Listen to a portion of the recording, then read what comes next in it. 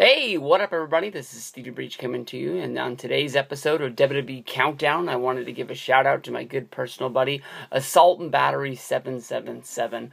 Makes great videos here on YouTube, and yesterday he made Top 5 Favorite Matches I've Seen Live. A great, awesome video, 12 minutes of just real sort of wrestle talk that really had me, I don't want to say in suspense, but, I was definitely on the hook for all 12 minutes for, what he was going to say next, and that makes for a really good wrestling video here on YouTube. And one of the good things that me and my friends do to each other is we steal from each other. So basically today I'm going to be coming to you with my video of my top 5 favorite matches that I've seen live. And I had to sit here, and I honestly thought that this was going to be an easy thing. I popped off 4 matches really fast that I knew were going to be in my top 5. And I was able to sort of rank them 1 through 4 without really having to break down or debate amongst myself. But then that last spot was something that I really had to think about, because I didn't want to kick out something that really meant a lot to me. So with number 5, I'm going to be giving it to WrestleMania's 26 Money in the Bank ladder match that was won by Jack Swagger. Okay, no, that didn't really make the list, but that was an awful fun moment to be there. The 2 debated matches that easily go number 5 and number 6 were the Shawn Michaels and Undertaker match from WrestleMania 26 and Daniel Bryan versus John Cena from SummerSlam 13. And honestly, the only real reason why I really gave number 5 to the Bryan versus Cena SummerSlam match at SummerSlam was for the fact that at the end of the video, Rav even said that basically this was a WrestleMania video, that all the matches that he had seen that were his favorite matches that he'd seen live were basically WrestleMania matches. WrestleMania is basically the Super Bowl, the World Series, the NBA Finals, the Professional Bowlers Championship Award, winning tournaments. It's everything there. It's basically the Olympics of wrestling. Everything builds to that moment, even though there's a backlash, even though there's an Extreme Rules, even though there's a Monday Night Raw the next night and there is no off season.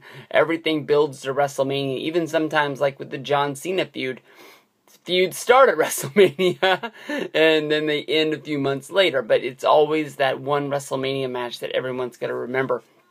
If you remember back to when I was talking about Bray Wyatt versus John Cena, I was saying that was the reason why Bray needed to beat Cena. Even if he lost the next 100 matches in a row, he had to win that one, because next year when WrestleMania 31 came around, it was going to be the Bray Wyatt match that everybody remembered. But at SummerSlam this year, I saw Daniel Bryan beat John Cena, and what we thought was going to be the moment where Daniel Bryan became more than just a mid-carder, and he became a real main eventer. He had been winning matches, and he had been involved in a long series of matches against the Shield, where he was finally the first guy to actually beat the Shield and score a pinfall over them. And we had a long, series of sort of storylines that rolled into each other, where Daniel Bryan thought that Kane thought that he was the weakest link, that the fans thought that Daniel Bryan was the reason why WWE wasn't getting wins over the Shield, and he kept building up, and he kept getting win after win after win after win. And unlike when Sheamus, went on the huge push to win the Royal Rumble, to go on to WrestleMania 28 to beat Daniel Bryan, people were noticing as it was going along. As Sheamus was picking up those wins, it was sort of like Sheamus was never announced to be there. It just sort of like somebody was running their mouth, so Sheamus came out, challenged him, and got the win. This, goes back to, WrestleMania 28 weekend with Daniel Bryan being the World Heavyweight Champion after cashing in against the Big Show. And, he loses to Sheamus in a matter of seconds. The fans still love this guy, and they're chanting, yes, yes, yes. He goes through the series of matches against CM Punk, and from there everybody thought, well, his ride's over, his ride's done. He goes into this tag team thing where they said, yeah, it's definitely over. And, the storyline kept building and building, and the fans just didn't want to see Daniel Bryan die. And that's what made the storyline so great, that what has got to John Cena challenging him, because he had the open challenge to challenge anybody on the roster, and he picked Daniel Bryan because he wanted to be a fighting champion. And maybe you can go in and say that match isn't the best, because Daniel Bryan was having John Cena was having trouble with his elbow at the time, which is talked about on Total Divas Season 1. where he had to get the surgery, and then he ended up missing some time, which led to the Daniel Bryan versus Randy Orton matches. But what can I say? I'm a mark for confetti. And when Daniel Bryan beat John Cena and that Staples Center blew up, I know that they say the Staples Center isn't as big as it seems, and it doesn't pack as many fans in there for a wrestling event, and maybe that's one of the reasons why it's held SummerSlam for so long and it's finally left, because they've sort of made SummerSlam not really a WrestleMania event, but definitely the lock as a number 2 show of the year. That should be getting more fans and trying to make it bigger. That place felt like there was 100,000 people in there at that time. It just, whether if you love Daniel Bryan or you hated Daniel Bryan before that, when Bryan beat Cena, that place erupted. And I mean, they could have filled that place up with tears, and we could have floated on down the river like that was Noah's Ark after people started crying after Bryan got hit with the pedigree and Randy Orton got pinned. I had never left a wrestling show mad.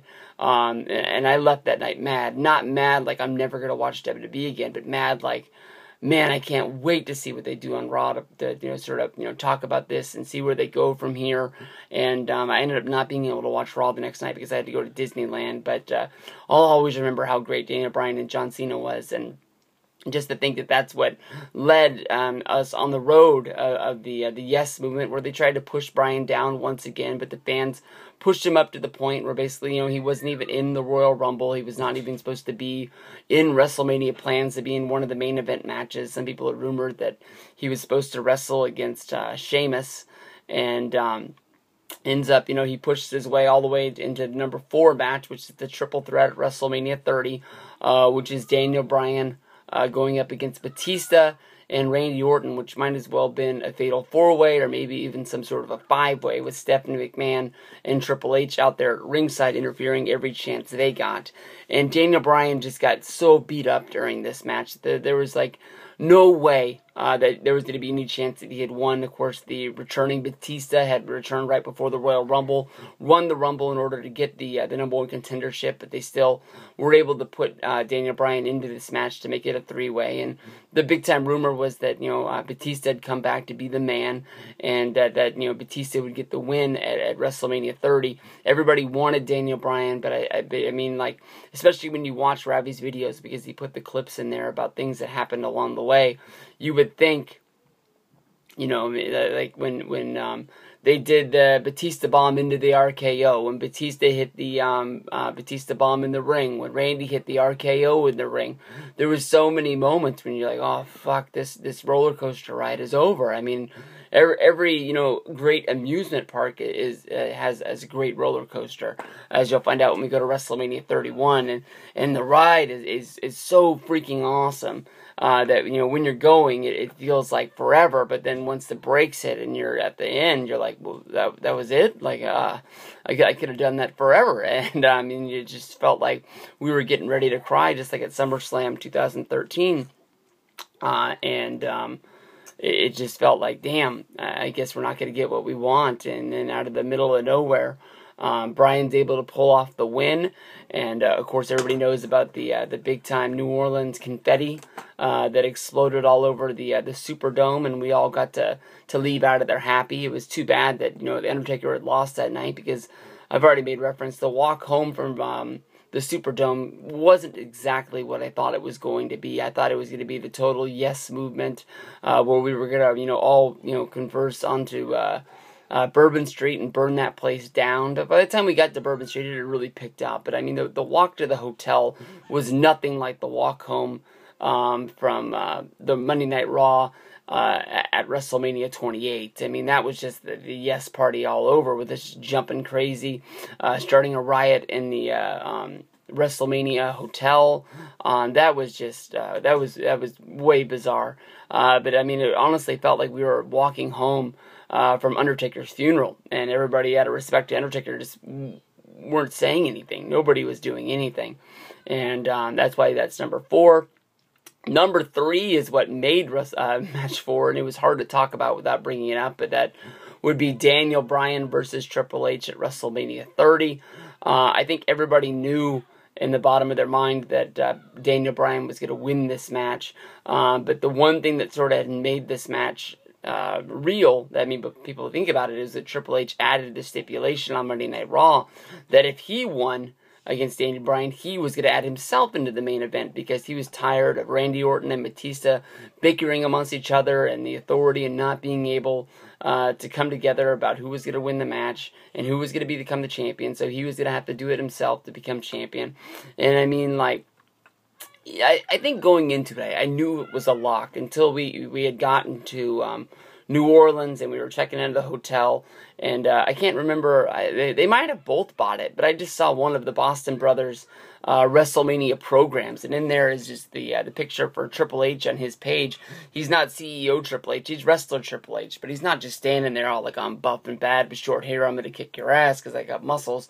He's doing this like smirky sort of yes chant where he's just looking like a total dunce that'd be sitting in the corner of your grade school class.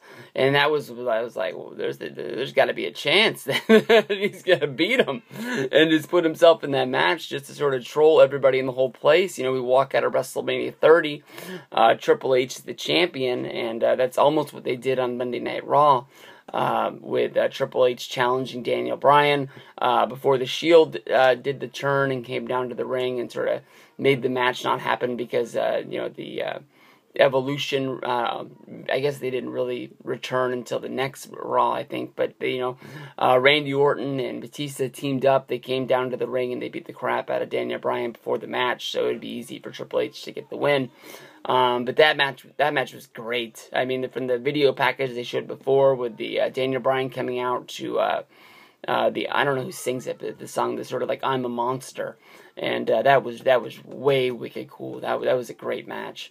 Number 2 on my list is probably going to be the biggest match from my era that I've ever seen live, but it's number 2. Would be Rock versus Cena.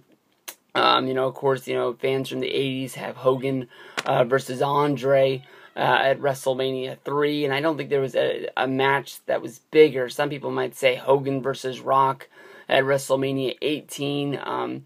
It had a big-time feel, but I don't think it had a feel like Rock versus Cena, maybe because I got to live through the whole Cena sort of phase.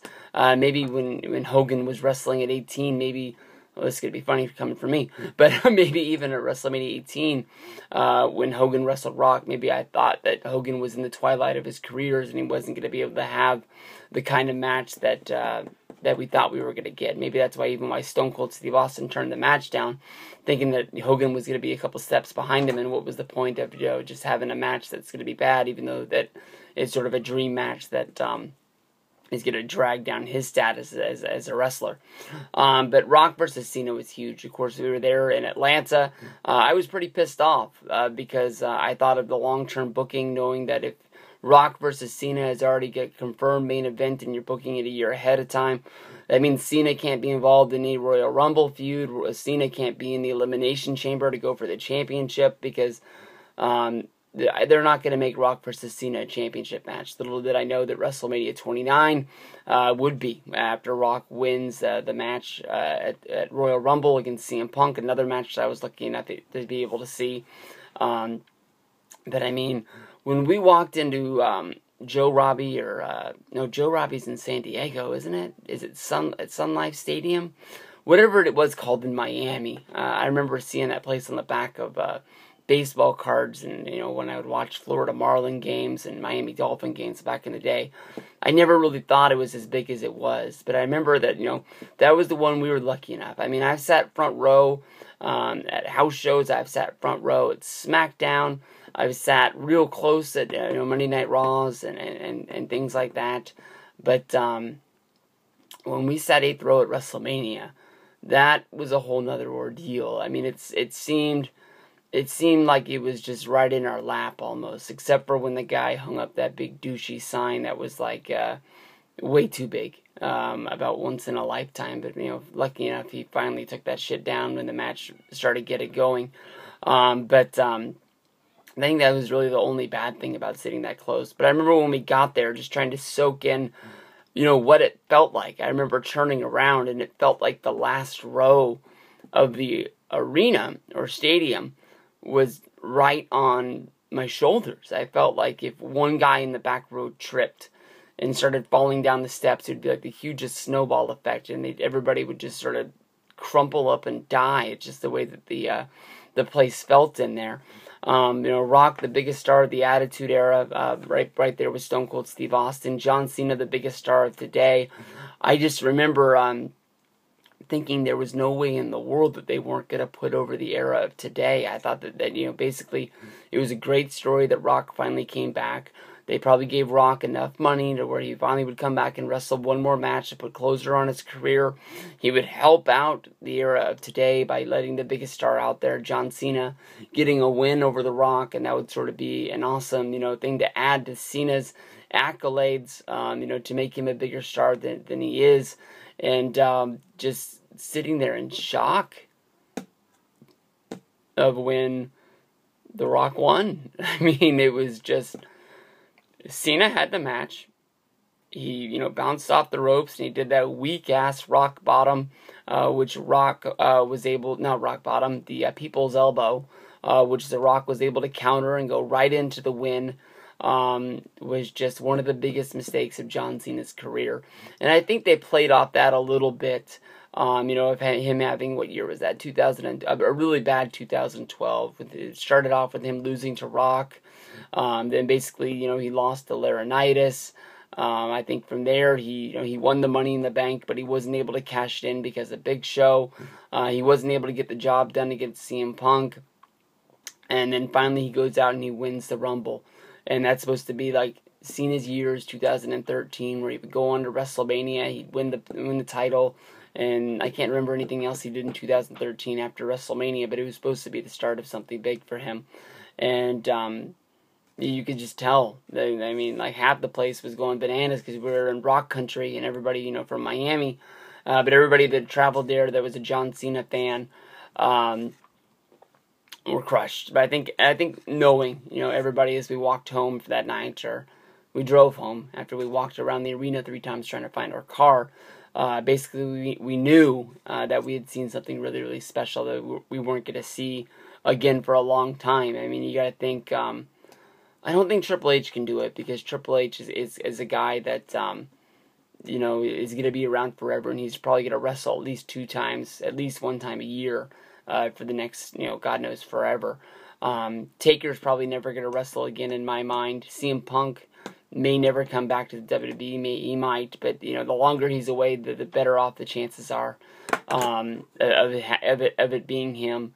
Stone Cold Steve Austin, I would doubt is ever going to wrestle again. But, you got to think of when John Cena finally retires, and if he goes off and he makes movies or whatever he does, if he stays away for 5 years and he comes back and he fights... I don't know, it's going to be hard, because it's like Rock with Cena was special, Hogan and Rock was special because they had never wrestled before.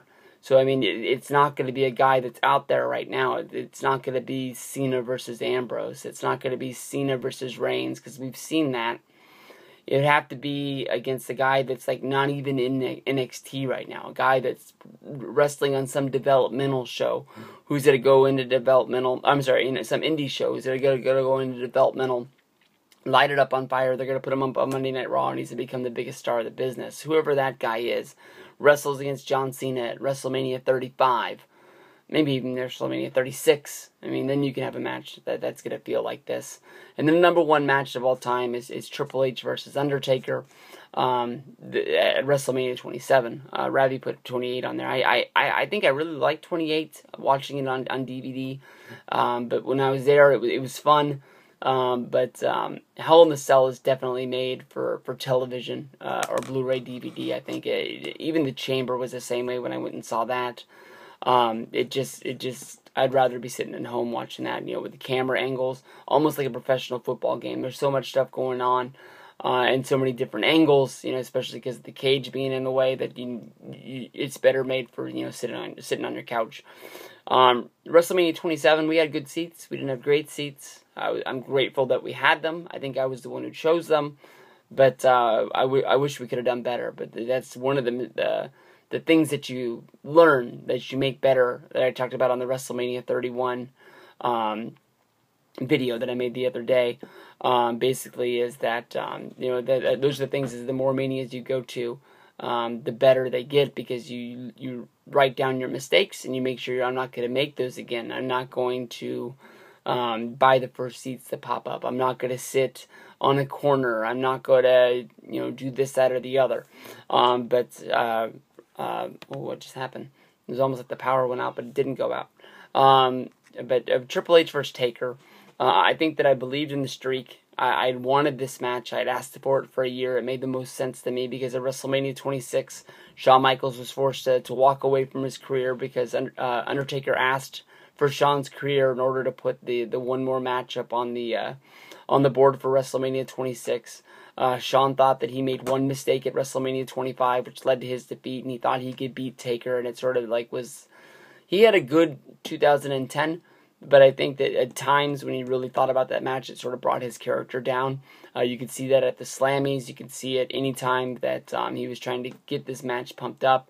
He sort of almost felt like his career was a failure because he wasn't able to beat Taker, and that's why that match was so big to him to get the rematch at 26. That he would put his career on the line. So I thought that they would play more off of the Shawn Michaels match. I don't think they even brought it up until WrestleMania 28 for the whole build for 27, if I remember right. But I just thought it was going to be a good match. I thought that they would match up really nice. They never mentioned the WrestleMania in the Astrodome at all. They didn't talk about the Taker biker gimmick. Of course, everybody thought that Sting was maybe coming in for WrestleMania 27, but they were still able to pull it off. Taker, of course, almost really screwed up doing the nosedive, once again flying out of the ring at the beginning of the match. I think that Triple H sort of caught him, but I think, Taker still crashed and burned a little bit on there, if I remember right. Oh, it's up there. Damn. But I think that once they went to the outside after that point, it just turned into a finisher fest. And I think I was really caught up into that match because I just remember I was yelling at Ravi, I was yelling at Miguel, I was yelling at the Chicken Blood people that were sitting behind us. I was just yelling at anybody who would listen to me. He's got to beat him. He's got to fucking beat him. I really believe that Triple H had that match in there. And, of course, the spot where Taker has Triple H all wrapped up in the submission spot, and Triple H has the sledgehammer in his hand, and he starts to drop it because he starts to lose feeling. And after about a minute, he starts hitting his hand around looking for that sledgehammer, and he finally dropped my pencil. And he's finally able to get his fingers around it, and he grabs it, and it looks like he's about to turn his fist and clock him, and just right at that last minute, just the fingers start to come undone. He drops the sledgehammer, and he's forced to tap out, and wow. I still feel like I'm there right now. I think I tweet the picture out of me at WrestleMania 27 after that match at least once a month, because that is the biggest moment that I've ever been a part of. And I'm speechless right now. I mean, that's what the WrestleMania trips were all about. It's hard to not think about those things and just, like Ravi said, want to go to every WrestleMania for the rest of your life.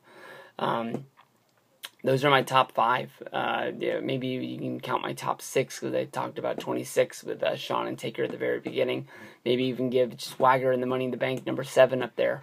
But definitely, even if you've never been to WrestleMania, this isn't just a WrestleMania video. Even if you've just been to a few Raws and SmackDowns or whatever you've done to, I encourage you, make your own top 5 wrestling matches I've seen live. Let Ravi know about it. Let me know about it. I apologize for taking up 25 minutes of your day. I hopefully will think that I enjoyed you guys. I'm sure you guys will tweet me that I suck or whatever. But peace out, everybody. Thank you very much. Have a good day.